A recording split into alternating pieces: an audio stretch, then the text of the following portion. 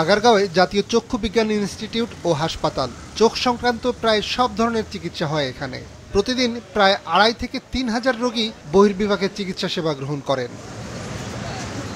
এই হাসপাতাল এখন রোগী শূন্য। ফাঁকা চেয়ার দেখে মনে হতে পারে ঈদের দীর্ঘ ছুটিতে বন্ধ থাকা কোনো সরকারি অফিস। চারদিকে শুনশান নীরবতা। ভবনের ভেতরে ডাক্তারদের রুম তালা বন্ধ, নেই কোনো আওয়াজ। এই পরিবেশ বলে দিচ্ছে ভালো নেই হাসপাতালটি। নিরাপদ মনে করছি না, এই জন্য সব বিভাগ চালু করা সম্ভব হচ্ছে না। জাস্ট জরুরি বিভাগটা চালু করা সম্ভব হচ্ছে। তারপরেও দেখা যাক পরবর্তীতে আমরা যদি পরিবেশ উন্নত হয় তাহলে আমরা সব বিভাগই চালু করার চেষ্টা করছি। ভিন্ন চিত্র নিচতলায় জরুরি বিভাগে 7 দিন বন্ধ থাকার পর আজ থেকে চালু হয়েছে। এই খবরে দূর দূরান্ত থেকে রোগীরা এসেছেন। ওর ড্রপ চলতেছিল আর ট্রিটমেন্ট চলতেছে, তো মাঝখানে খুব বুঝতে পারতেছেন খুব টেনশনে ছিলাম যে কি অবস্থা। তো আজকে যেহেতু খবর পেলাম যে জরুরি বিভাগটা খুলেছে, সেজন্য বাচ্চাকে নিয়ে সঙ্গে সঙ্গে চলে আসছি। এসেছিলাম, বন্ধ পেয়েছি, তারপর চলে গেছি, আজকে আবার এসেছি।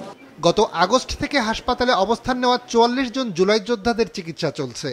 স্বাস্থ্য অধিদপ্তর মঙ্গলবার Dhaka medical college, CMH, Bangladesh medical বিশ্ববিদ্যালয় এবং ইস্পাহানী ইসলামিয়া হাসপাতালের চক্ষু বিভাগের প্রধান বা চেয়ারম্যানদের সমন্বয়ে বিশেষজ্ঞ চিকিৎসক বোর্ড গঠন করে দিয়েছে।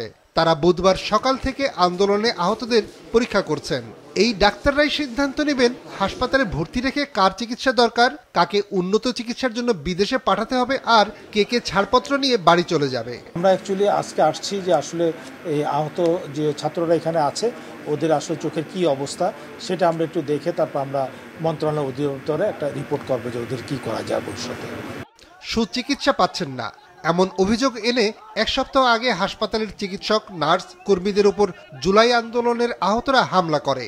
নিরাপত্তাহীনতার কারণ দেখিয়ে চিকিৎসা সেবা বন্ধ করে দিলে অচলাবস্থা দেখা দেয় এই হাসপাতালে। নিয়াজ মোর্শেদ, মাছরাঙা সংবাদ, ঢাকা।